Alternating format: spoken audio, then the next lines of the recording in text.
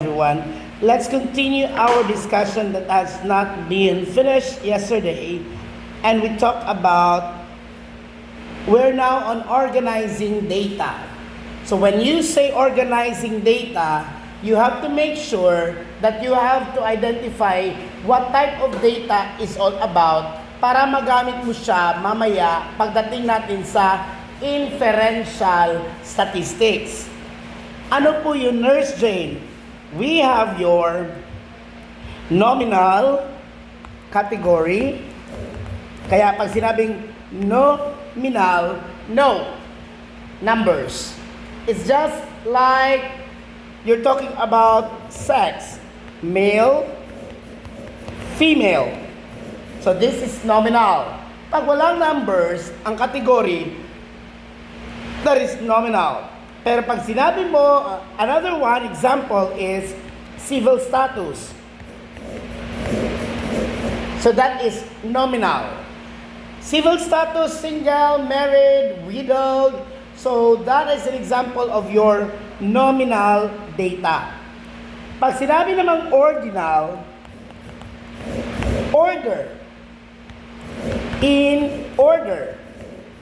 So pag sinabing in order, it is referring to your leveling.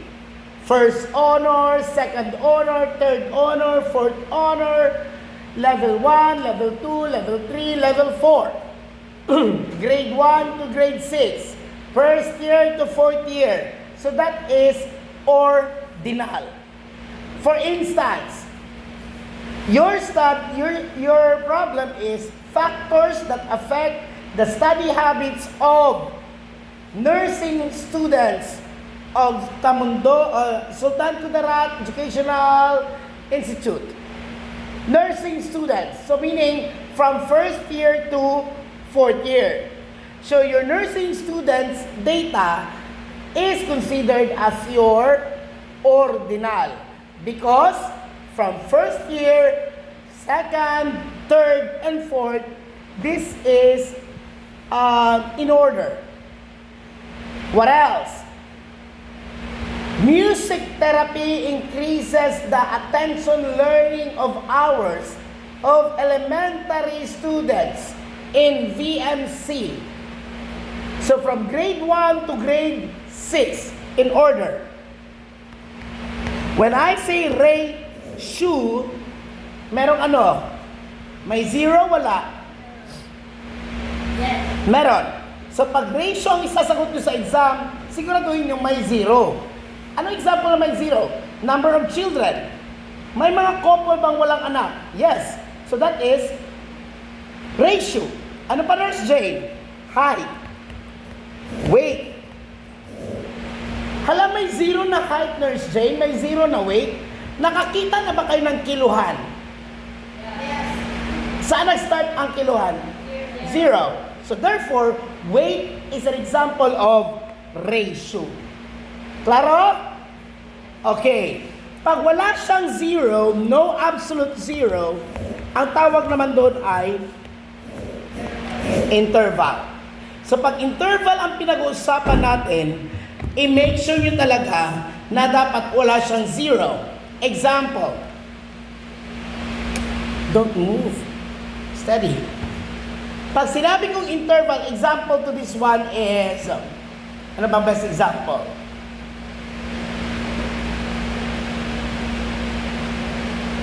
Level of anxiety is in ordinal, di ba? Pero ang imong interval example na walang zero ay body temperature.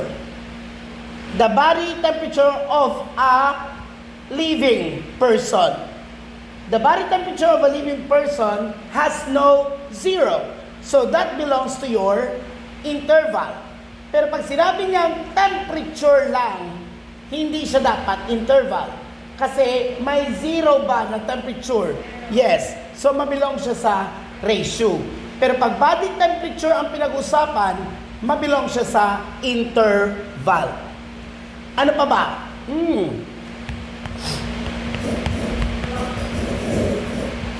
Clock hour. Ano ang oras? May zero, wala? Wala. Di ba? Nagsisimula ang time sa 1. Wala siyang 0. Now, let's continue to the next one.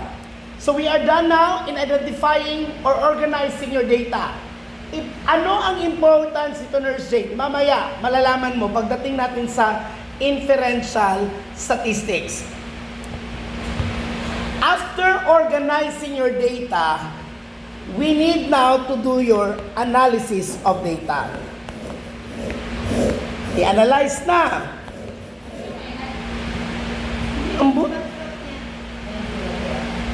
Minsan wala naman itong ingay, minsan maingay. When you say analysis of data, it is divided into 2. This is your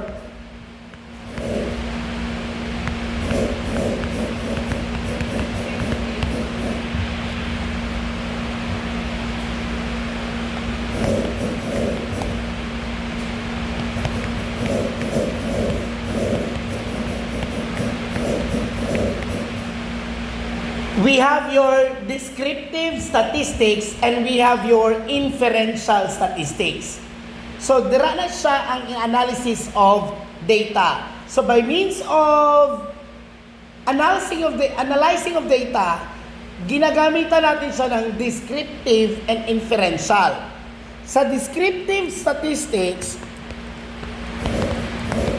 napapabilang dito ang number 1.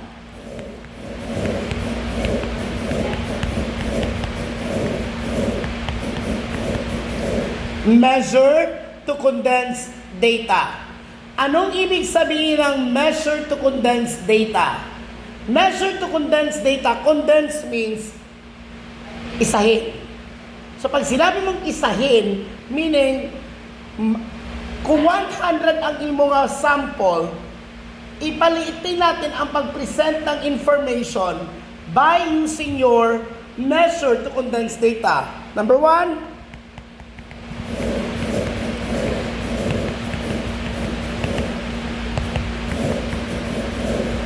frequency distribution. Paano ginagawa ang frequency distribution? If you remember your statistics, remember that for example, you got a data of male, female, based on their religion. May Catholic, may Protestants, may Seventh Day, may Iglesia ni Cristo.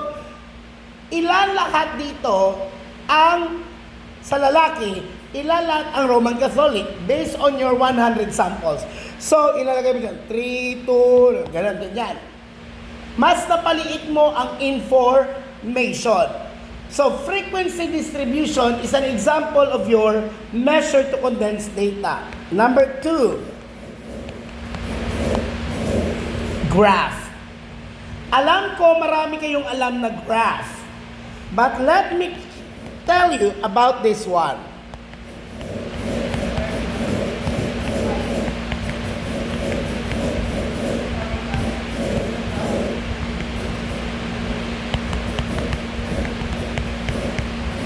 Okay, may 4 akong binigay. Bar, histogram, pie, and line. When I say bar, i-make sure mo na ang bars hindi nagkakadikit. Take note ha? Masasabi mong bar ang graph if the bars are not touching each other. So for instance, ang ginamit mo is male and female. Ilan ang babae, ilan ang lalaki. So, the bar graph, ginagamit ito pag ang data mo is nominal. No number. So pag no number ang data mo, civil status, anong gagamitin mo? Bar graph. Kita nagpatakaratag buhat sang bar graph, basta may bar, wala takabalo na ang bar graph di ay para lang dahil siya sa mga nominal. Ang sa atin, basta makapresent lang tayo with the presentations like this, enough na. Without knowing kung para saan talaga ang bar graph. Histogram. Kinagat ako ng lamok. Pag sinabi kong histogram, dumikit hindi?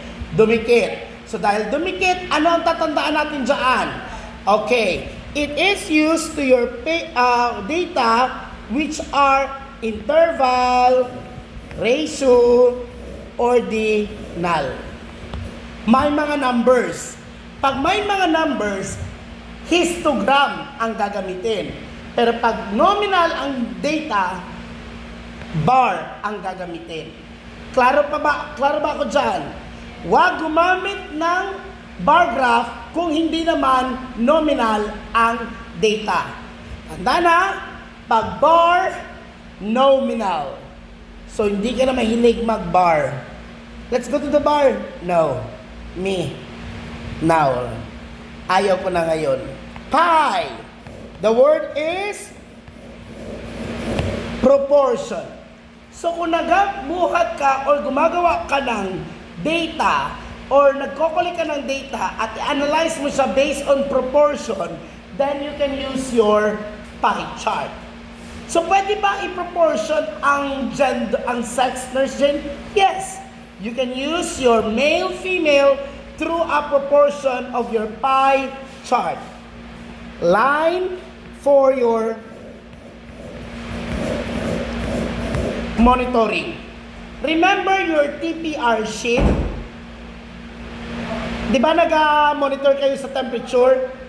Gaganon kayo, gaganon doon sa sa TPR sheet, sa monitoring sheet.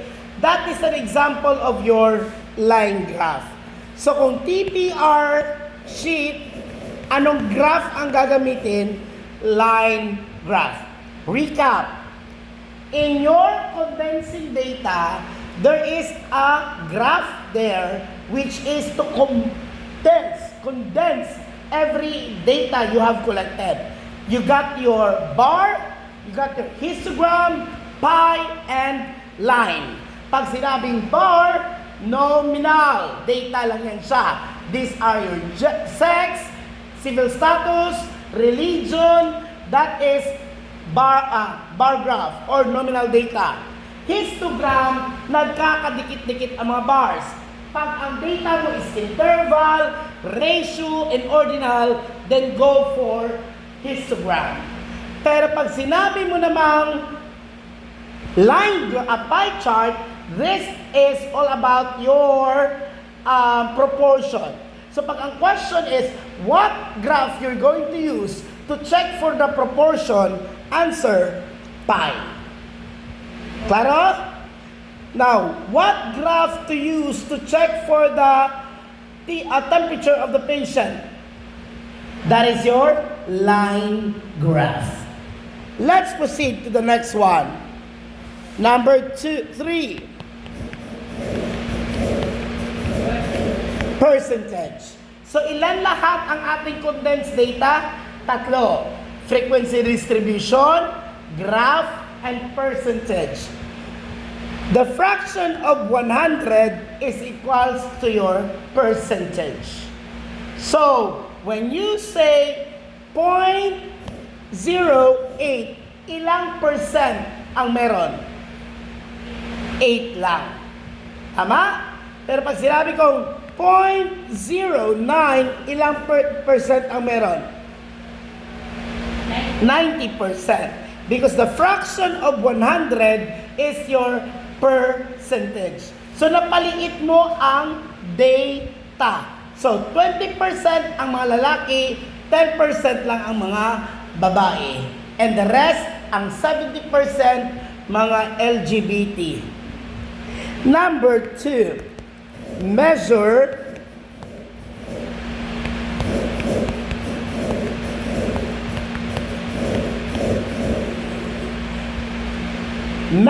of central tendency.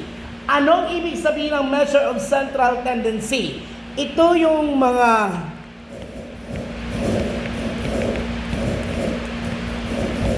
mean, median, and mode. Pag sinabing mean, tatandaan mo ang word na average.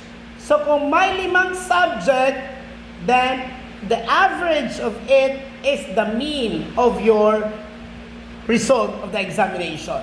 So that is your general average. Di ba ginasabi nila? General average of above 75 and no grade below 60.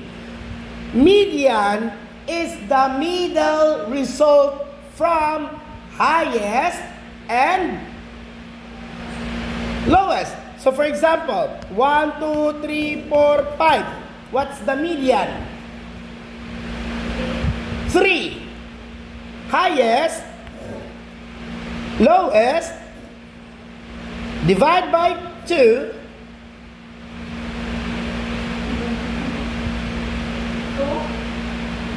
5 plus 1. O divide by 2. That's it.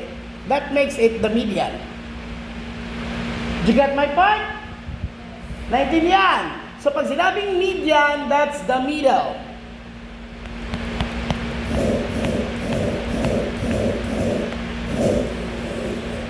One, one, one, two, two, three, three, three, three. Sino ang pinakamaraming number? 3. And that is what you call your mode. Or frequency. When you say mode or frequency, ang giulit-ulit nga number. Kung sino ang pinakamaraming inulit, siya ang frequency. That's why frequent siyang nagbalik-balik. Parati siyang nagbalik-balik o parati siyang paulit-ulit na nilagay sa data. And that is your mode. Number 3. Measure of variability. Number 1, standard deviation. The standard deviation is to measure the variability, variance, percentile. Iba ang percentile, iba ang percentage.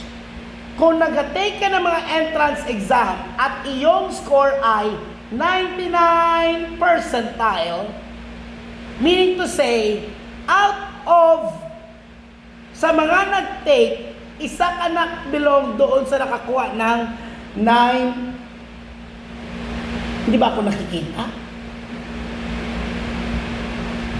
Violation because of no visibility. Pag sure lang ninan, multo ba ako at hindi mo ako nakikita? Ambot. Nakikita man ako dito sa ano. Grabe kasi TikTok nga ng TikTok. Hindi ka lang makita, magyaw-yaw na sila. Nila nagkuha lang ka sa mga information sa uban. Iba ang percentile, iba ang percentage. So kung nakakuha ka ng 99 percentile, isa ka sa mga nakakuha isa ka sa mga 99 na nakakuha sa pinakataas na score. Gets nyo? Pag sinabing 80% percentile, no? 80 percentile, meaning to say, doon ka sa mga 80 na mga tao na nakakuha ng ganyang score. So, nabilong ka doon sa mga 80 percentile na mga tao nakakuha ng ganoong level ng score. So, hindi ibig sabihin na 99 percentile ka, ang score mo is 99%. Iba yun. Pag sinabing percentile, you are referring to the di ba ano nga siya,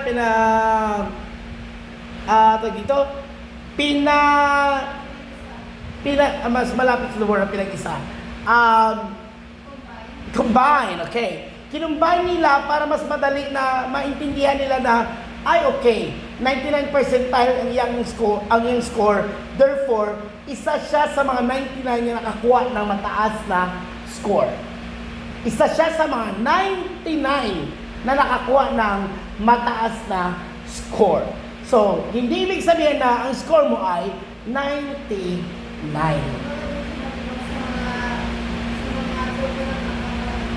Isa ka sa grupo na nakuha ng 99. Nabilong ka doon sa mga grupo na nakuha ng sa 99 na level. Okay? Pero hindi score nyo is 99. 99 percentile meaning nandoon ka sa level na yon. Okay?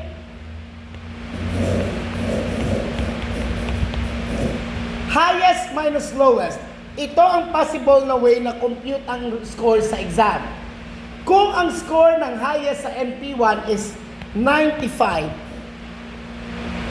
at ang lowest score sa NP1 ay 60. Therefore, ang passing rate is 35.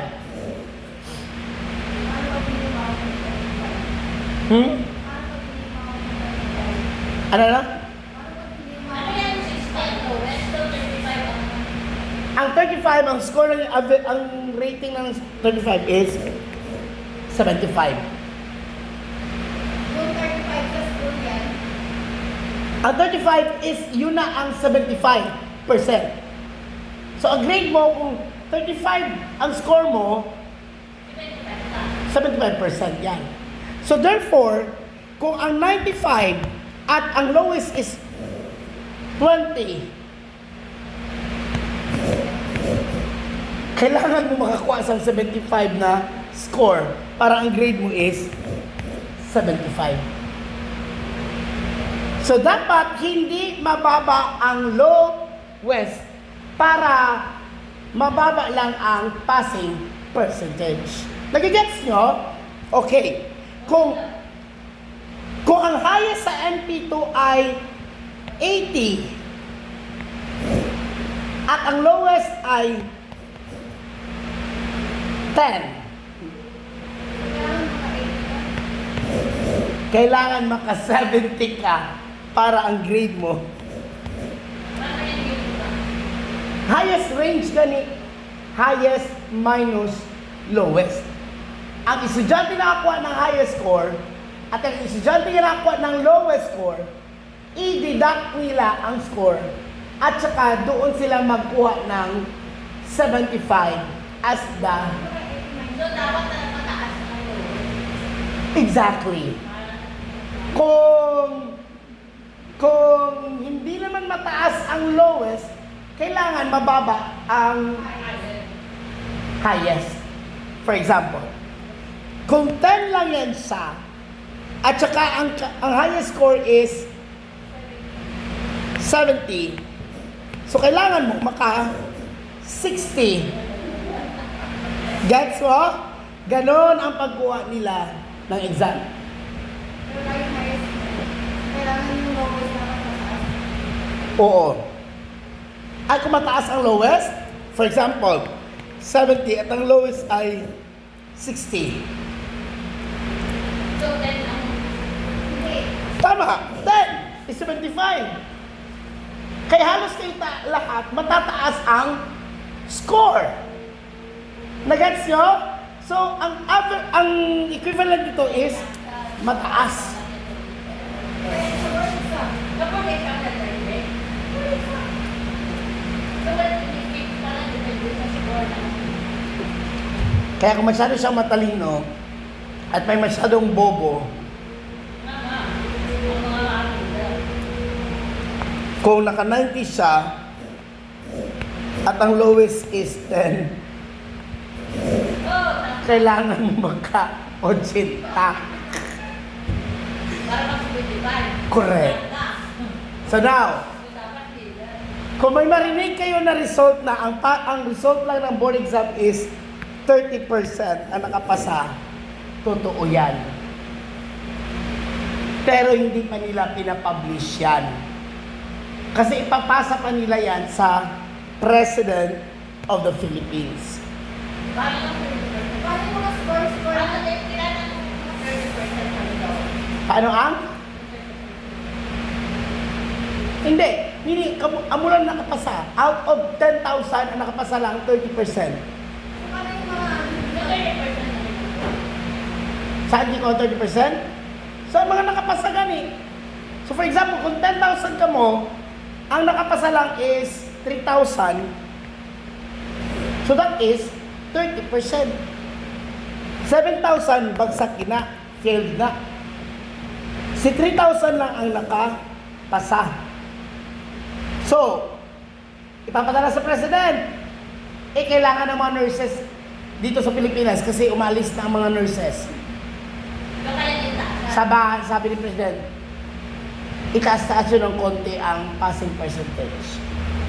Dito na mag-a-adjust ang mga BON. Dito na lalabas ang word na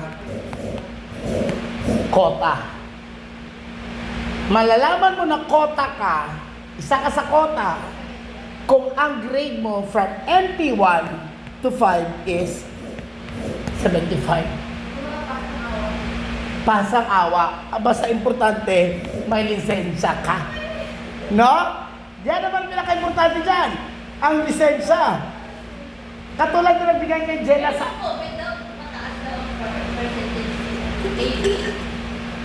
Yun ang pinakamataas sa history. Oo. Maliban dyan kasi, it will depend sa decision ng President.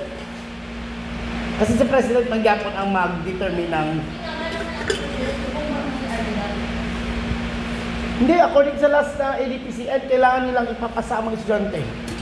Kasi nga kulang ang mga nurses ngayon. Karami-raming dito sa atin, ngunit ilan na lang sila ang natira. Hindi ba kasi nag-usap ka kami ni Ma'am Nemia, sabi ko, do you know the reason why they don't have an increase much on salary of nurses? From the point that the nurses abroad are in demand, and once they are in abroad, they send money here in the Philippines, tax is very malaki. Sinong makakabenepisyo? Government. So, kailan nila hindi masyadong itaas ang sweldo ng nurse para mag-push ang nurse na pumunta ng abroad. And once na mag-abroad na sila, maraming ipapadala sa Pilipinas, maraming pera ang Pilipinas. So, the criminology and the teachers are not in demand abroad. Sila ang mga matataas ang sweldo. Kahit ako naman, kung alam ko na malaki ang binabalik ng mga nurse sa ating bansa, ba't hindi ko hayaan na makareceive tayo ng malaki para sa ekonomiya? Kaya ganon.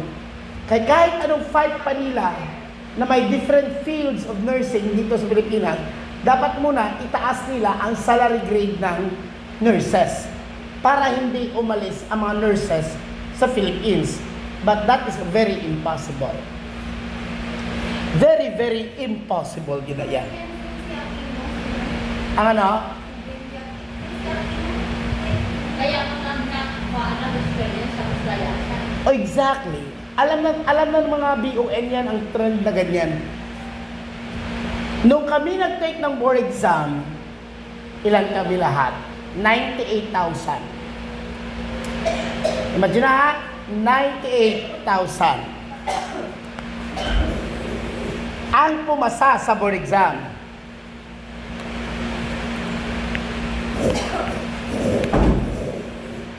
$33,000. 31% lang kami pag-result sa board exam. So meaning to say, kung nakapasa ka sa time nga na break judi ay ka, may utak talaga ikaw. Kasi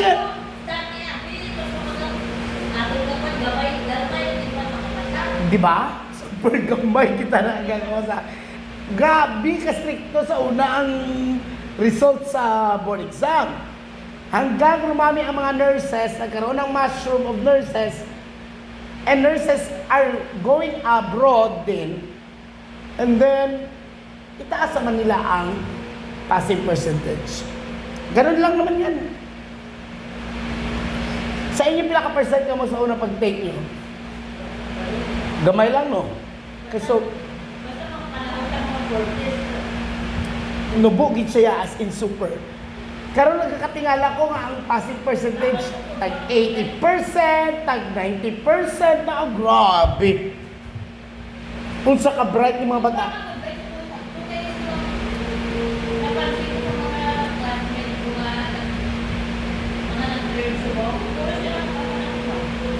Mas mudlan sa una. Kay ang sa una ang style nila is promotive, preventive, curative, rehabilitative.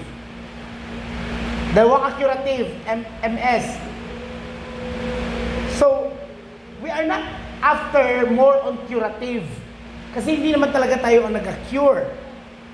Kaya pinalitan nila ang style ng paggawa ng board exam. Siguro, tayo na rin din namin.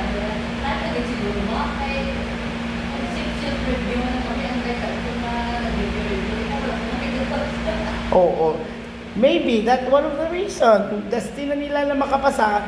Para sa ako ang matter sina is the comprehension. Iba na ang comprehension pag may edad ka na talaga kesa sa bata-bata ka pa. Basta lahig yun. When I have to look back my 20 years life before, at 20 years of age, when I'm reading a question, I'm reading it but I don't understand it. Unlike before, when I'm reading the question, somehow I can identify na ang statement na is wrong. Even without a question. Ha? Ano yan? Hindi ko nakikita.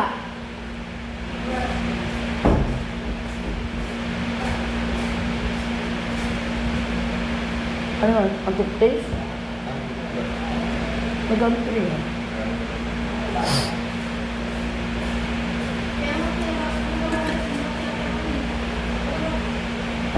Sabi ang dapat na apat na nag-alaw na pinakabahan nila. Kaya doon na kinakabahan kasi hindi siya kinakabahan.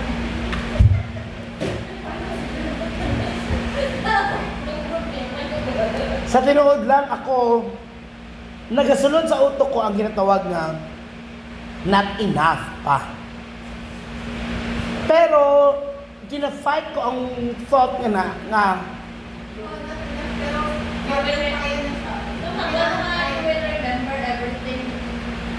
why not enough? If you believe that every moment that you've spent is already enough for you to tell them, this is how it is. Kumbaga, paniwalaan mo sarili mo. Magsimula talaga kasi sa akin before mag-exude papunta sa inyo. Kaya, kung ginaisip ko permina, wala, nursing ko man. Galing wala ko lang ginaparamdam din sa inyo ba nga, I am bothered, I am worried, I think it's not enough, I think may kulang pa. Ako? Divert. I have to go back and to know who am I. Because if I know who am I know what to do. I know how to deal with a feeling like that. Kasi ilang beses na ako pinatikim na mga ganyan na mga moment at ang ginawa ko lang is go back to who you are.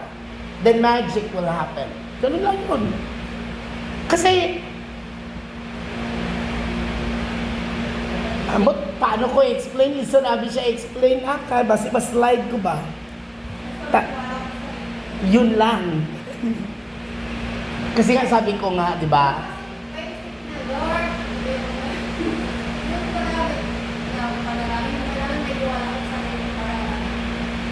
Ang sabi ko nga sa inyo, in not the paper ang exam. The exam itself, the real examination, hindi ang papel eh. Ang totoong examination is, gaano ka o gaano mo na kakilala after pinakilala sa'yo na dapat kinilala mo yung dapat kilalanin mo. Gaano ka na ba kasigurado? Kilala mo na ba talaga siya? Kasi pag, amo ito nga gani, kung sa ikantadya pa na, no? Walang power ang mga sangre sa panahong hindi sila nagkita ng kanilang kambal diwa. Ganon din kayo. Once you don't meet the person I want you to meet, mahirapan ka talagang mag-console sa sarili mo na, kaya ko to. May alam din naman ako, may narinig naman ako. I may not remember everything, pero alam ko talagang maisasagot ako. Yes. Ang ganun lang yun. Yung kambal diwa ang gusto kong makita niyo doon. Sabi ko nga, loko-loko nga ako sa mga midwife, sabi ko, what if pagdating na ng board exam at pagbigay na ng papel? Okay, kunin, di ba sabi ko, have the paper first before you start doing your reading. Pagdating ng proctor at naibigay niya na ang papel sa inyo, at pagsabi niya, you may start now, lahat yung taga-on tatayo at i-activate ang brilyante. Magtingala, guro ang proctor, dyan ano kaga? I am activating my brilyante. Di ba? Parang ganun. Maliban dyan kasi, you caught the attention of others. Buwag kasi katawan ng uban. May mga activation ko pa ng mga brilyante. And then sit down and have your test paper. Ipapalabasin ka ba ng proctor kung gagawin mo? Hindi naman Ang sa iyo lang is gusto mo talagang you believe to what the academy is telling you, do it. Kung yan lang naman ang pwedeng gawin para maipasa at mangyari ang dapat mangyari. Kumbaga, pag gawin mo nun is, halika na, self, let's do it together. Inanintong akong balahibo. Let's proceed to the next one. Measure of correlation. Ika-4 na. Ang measure of correlation, ito ang ginagamit natin to use your person R. Okay? So kung ang title ang design ng research mo is correlational, then ang gagamitin mo is person R. Ulitin ko. Pag ang title ng research mo, there is a relationship between da and do, what is the tool to use to get the result? Person R.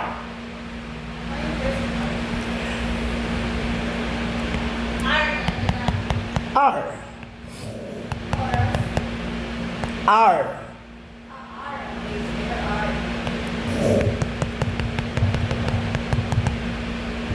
Look at that one. These are the results of your person R. If that is going, we're going up, and that is your positive correlation. If it's going down, negative correlation. Walang relationship sila. But, negative, walang relationship. When you say negative correlation, not that high ang result para masabi mong may positive correlation. So it's just negative.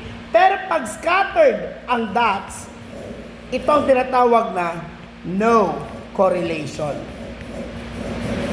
So pag sa board exam, pag sinabi niyang dots are going up, what is the result of your person R? Positive correlation. Dots are scattered in your diagram, no correlation. That is how you answer the question in the board exam. Let's proceed now to the next one. Inferential statistics.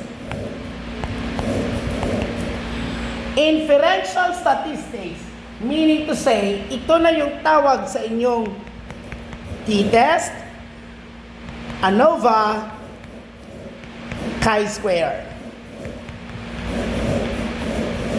Kailan ko isasagot ang t-test? Kailan ko isasagot ang ANOVA? Kailan ko isasagot ang chi-square? Yun ang kinaguguluhan ng utak mo. When to answer t-test? When you say t-test, this is the average of two.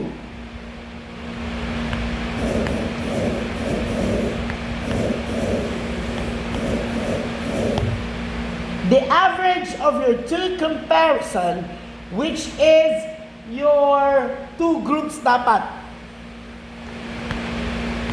For example, babae, lalaki, ilang grupo? Dalawa. So pag male-female, ang dapat na test na gagamitin mo dyan is t-test. What if sumobra Nurse Jane? Then, ANOVA, analysis of variance. For instance, Nurse Jane, ano po yun? Single, married, widow. So that is more than 2. Then you use your ANOVA. If your data is all about Barangay A, Barangay B, ilang grupo yon? Dalawa. Then you have to use t-test.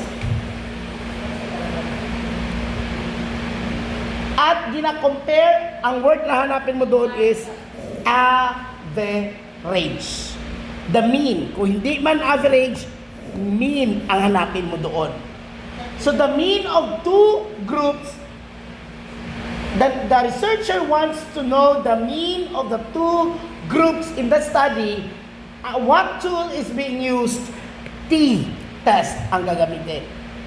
If it is more than 2, then use ANOVA. When to answer chi-square and your, chi-square. Chi-square can be answered if may makita ka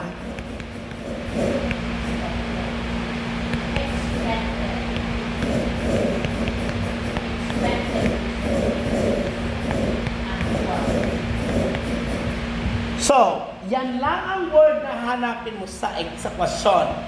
When the question goes with the researcher, after the collection of data, analyzing of data results with expected value of 0.05 with an actual value of 0.1, what tool has been used? Chi-square. Yun lang ang hanapin. Kung gusto mong isagot si chi-square, hanapin mo ang mga word na ito sa question. Ulitin ko ha, kung gusto mo talagang isagot si chi-square, hanapin mo ang expected and actual. That's it lang. Listen, how about the reject the null, accept the null? If ang imo nga p-value, the standard is 0.05, at ang result mo is 0.02, mababa.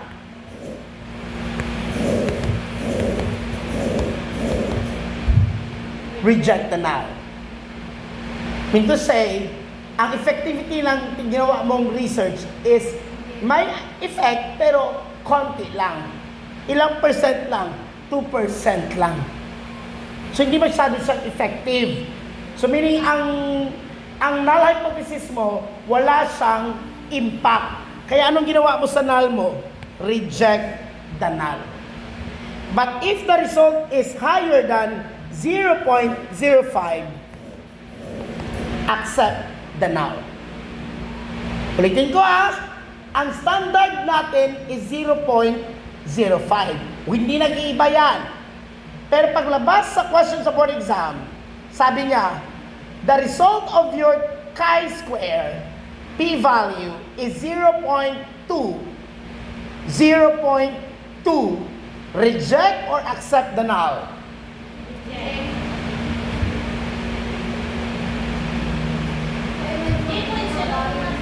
0.2. Accept. So pag mababa, reject. Yun lang. Now let's have the communication of findings. Communication of findings goes with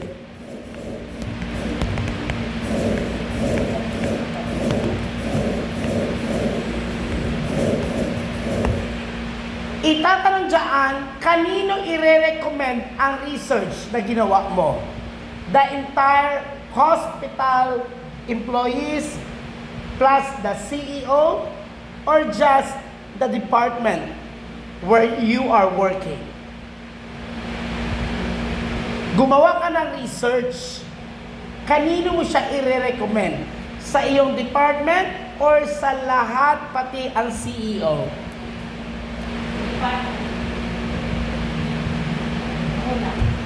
Sa lahat Kaya nga nagkanda ka ng research para makatulong sa nursing improvement.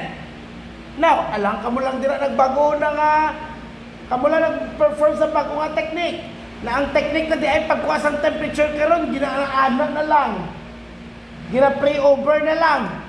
So, inyo lang tinaward ang nakabalo nga, pwede naman kung i-pray-over ang vital signs karon based sa research na ginawa namin. O kamo lang ito, ana, how about the others? The manual pa rin na, hello, check.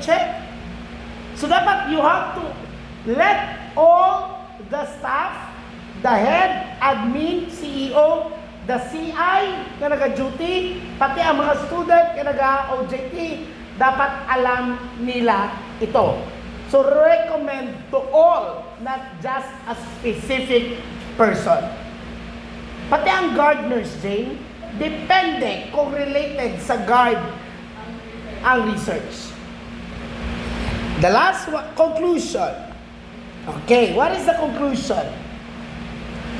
The result of your study. Ano, ang summary is your abstract. The summary of your study is abstract. But the result of your study, that is your conclusion. Kaya dira mo maingon nga, that's the reason why when you are having your review of related literature, pinapahanap kayo ng mga, meron kayong tinatawag na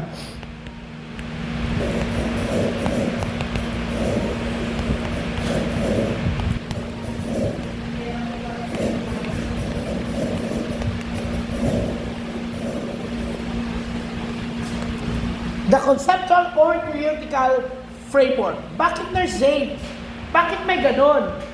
Dahil itong theory na ito ang magsusupport sa result ng iyong research.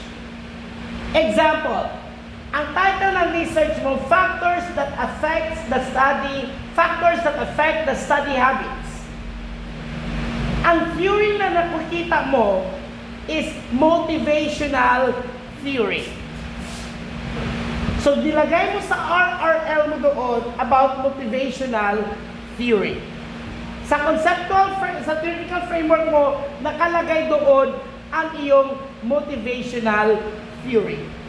When you say framework, ito ang magiging poste ng bahay nyo, ng research mo. So, kung ang result is accepting the null, Therefore, based on the result of my research, the p-value is lower than the result, the actual value. Therefore, accepting the null hypothesis is the best way to do. It is being supported by my theory, motivational theory, in which that students must be motivated most of the time for them to improve their study habits. Period. Kumbaga, ang pagbigay mo ng conclusion sa mga panel, pinatunayan mo talaga na tama ang ginawa mong pag-negate sa null hypothesis. Because you believe that there is what? No relationship at all. Okay? So, that is all about your conclusion. And the last one is utilization of findings. Ito ang pinaka-importante pag ang tanong ay, what is the last step on your research? Utilization. And what is the first step in your research? identification of the problem. So after you identify the problem as the first step, the last step is utilization. Now, research ethics.